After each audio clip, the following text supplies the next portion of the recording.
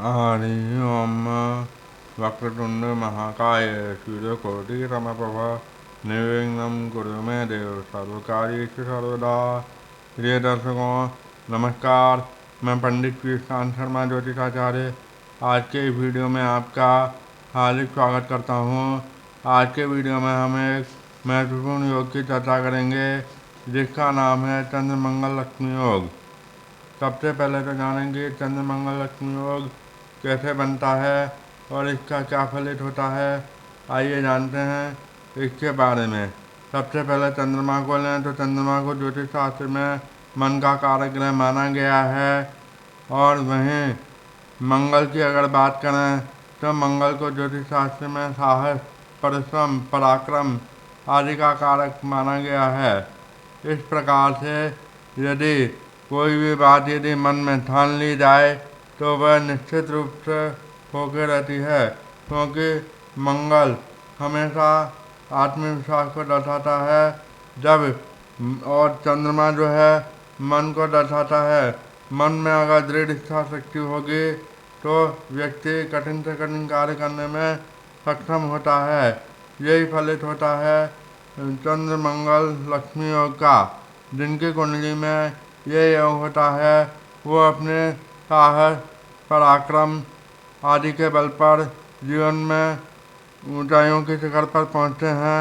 अब जानते हैं ये चंद्र मंगल लक्ष्मी योग कैसे बनता है। आइए जानते हैं। यहाँ मैंने 4 उदाहरण कुंडलियाँ प्रस्तुत की हैं, इनके माध्यम से समझने का प्रयास करते हैं। तो चलिए शुरू करते हैं। सबसे पहले ये देखना होता है कि ये चंद्र, पहले तो ये बताएं कि चंद्र और मंगल की युति जिस भाव में होती है, किसी भी भाव में होती है, वो चंद्र मंगल योग लक्ष्मी योग कहलाता है। अब चंद्र मंगल लक्ष्मी योग के बारे में अगर मेष लग्न की बात करें तो सबसे पहले तो ये देखना होता है कि उस कुंडली में चंद्रमा और मंगल योग कारक हैं या मारक।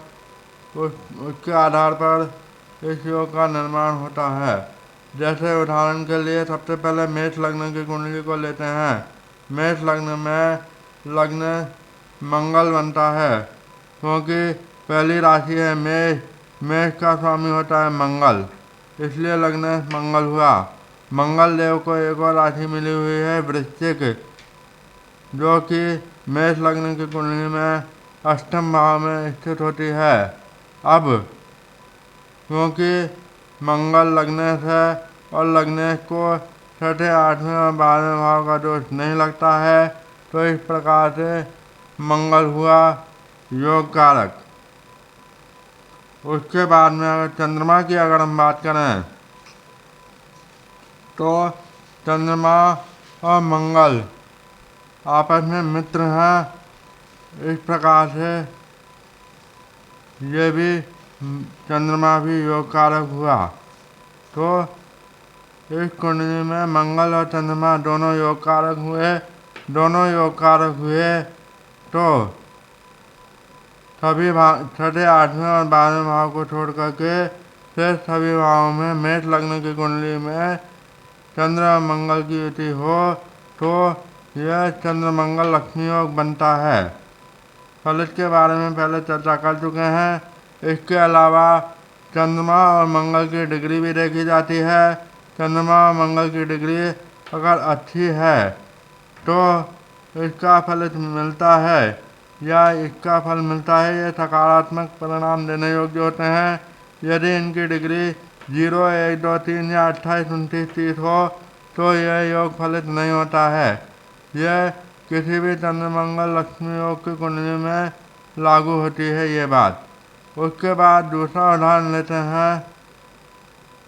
तो इस प्रकार से मेष लग्न की कुंडली में 6ठे, 8वें और 12वें भाव को छोड़ करके कहीं पर भी चंद्रमा और मंगल की युति हो, यानी ये दोनों साथ बैठे हों, तो चंद्र मंगल लक्ष्मी योग बनाएंगे।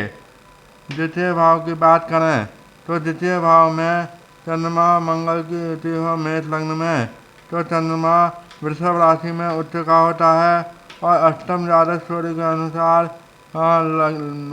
लग्न का मित्र है, इस वजह से ये जो है ये चंद्रमा योग कारक हुआ। और मंगल की बात कर ही चुके हैं, योग कारक है, इसलिए मंगल को अब तीसरे भाव की बात करें तो मंगल जो है तीसरा भाव का कारक होता है, इसलिए और मंगल योग कारक भी है, चंद्रमा भी योग कारक है। तो कुल मिलाकर के मेष लग्न की कुंडली में चंद्रमा मंगल योग कारक होने की वजह से सभी भाव छठे 8वें 12वें भाव को छोड़कर से सभी भावों में चंद्र मंगल लक्ष्मी योग काम करेगा। अब दूसरी कुंडली की बात करें कन्या लग्न की कुंडली की, तो आइए इस पर भी बात करते हैं।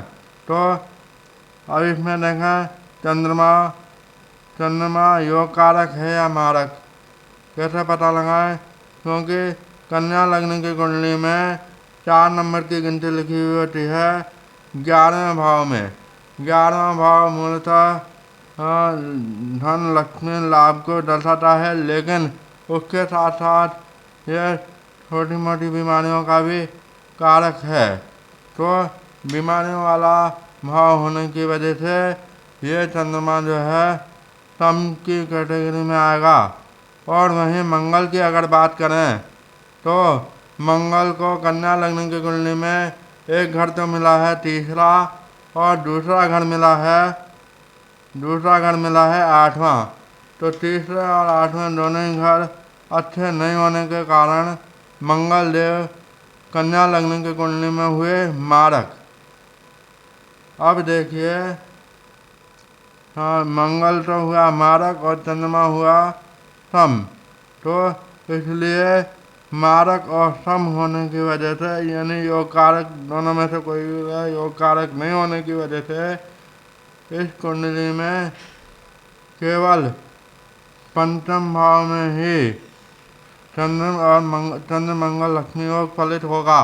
क्योंकि पंचम भाव में 10वीं राशि 10 नंबर लिखा हुआ है और 10वीं राशि होती है मकर। मकर राशि में मंगल उच्च का होता है, इसलिए यहाँ यह योग चंद्र मंगल लक्ष्मी योग फलित हो सकता है। शेष किसी भाव में यह योग नहीं बनेगा, भले ही चंद्रमा मंगल की युति हो तो भी। कन्या लग्न की कुंडली में पंचम भाव को छोड़कर किसी भाव में यह योग नहीं बनेगा। आगे बात करते हैं तीसरी उदाहरण कुंडली की। तो तीसरी उदाहरण कुंडली है धनु लग्न की। धनु लग्न की बात करें तो धनु लग्न में चंद्रमा कौन से भाव का स्वामी बनता है? धनु लग्न में चंद्रमा अष्टम भाव का स्वामी बनता है, यानी अष्टमेश बनता है। और मंगल की बात करें, मंगल की अगर बात करें तो मंगल एक तो द्वादश भाव का स्वामी बनता है और वहीं पंचम भाव का भी स्वामी बनता है। अब धनु लग्न की बात करें तो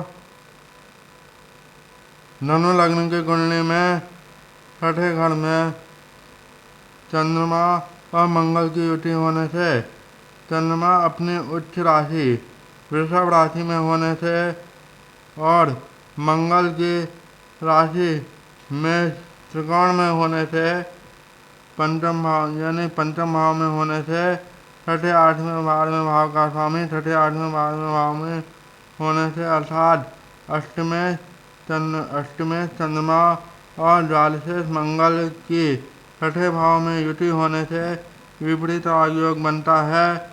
लेकिन चंद्रमा मारक होने से चंद्र मंगल लक्ष्मी योग और विपरीत राजयोग बहुत अच्छे परिणाम नहीं दे पाते हैं, इसलिए ये योग काम नहीं करेगा। चंद्र मंगल लक्ष्मी योग काम करेगा, लेकिन केवल कॉम्पिटिशन टेस्टों के लिए ही उपयोगी हो सकता है, शेष के लिए नहीं। बाकी सभी भावों की बात करें तो चंद्र मंगल लक्ष्मी योग धनु लग्न की कुंडली में नहीं बनेगा। क्योंकि कारण क्या है? क्योंकि एक तो चंद्रमा मारक है। मारक क्यों है? क्योंकि चंद्रमा 8वें भाव का स्वामी है।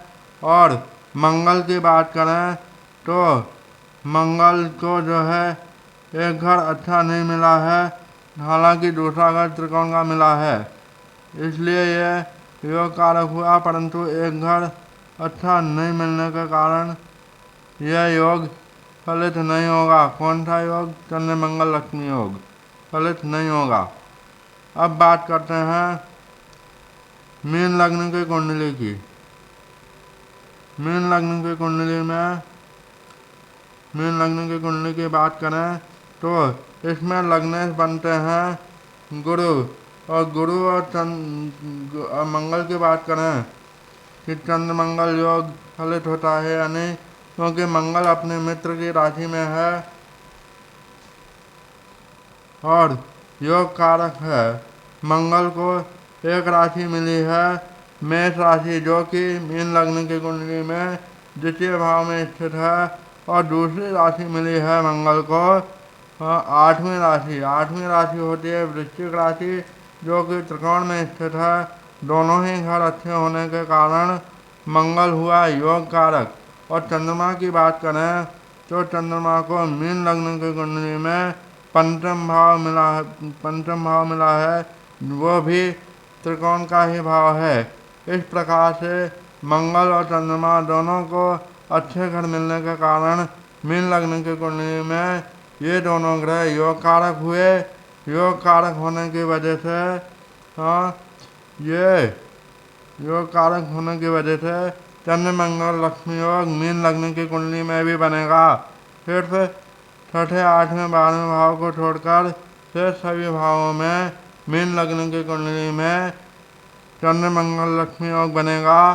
तो संक्षेप में यदि कहा जाए तो यदि चंद्रमा और मंगल दोनों ही योग कारक ग्रह हों तो छठे, 8वें, 12वें भाव को छोड़कर शेष सभी भावों में चंद्रमा और मंगल की युति होने पर चंद्र मंगल लक्ष्मी योग बनता है। और यदि दोनों में से एक मारक और एक योग कारक हो तब भी चंद्र मंगल लक्ष्मी योग बनता है। दोनों मारक हो तो चंद्र मंगल लक्ष्मी योग नहीं बनेगा। और एक मारक और एक योग कारक होने पर कैसे बनता है वो उदाहरण मैंने कन्या लग्न की कुंडली में ये धनु लग्न की कुंडली में दे चुका हूँ। उसके बाद बात करते हैं कन्या लग्न की कुंडली की। कन्या लग्न की कुंडली में केवल 11वें भाव में ही चंद्रमा और मंगल की युति होने पर कि कन्या लग्न की कुंडली का मैं आपको बता चुका हूँ। कन्या लग्न की कुंडली में केवल पंचम भाव में ही चंद्रमा और मंगल की युति होने पर चंद्र मंगल लक्ष्मी योग बनेगा। चंद्र मंगल लक्ष्मी योग बनेगा, शेष में नहीं, क्योंकि इस कुंडली में मंगल अपनी उच्च राशि में है और चंद्रमा भी मंगल का मित्र है, उच्च राशि में है मंगल, इसलिए। तो आज की चर्चा को यहीं समाप्त करते हुए अगले वीडियो में हम चर्चा करेंगे किसी नए विषय पर। तब तक के लिए नमस्कार, जय श्री कृष्ण।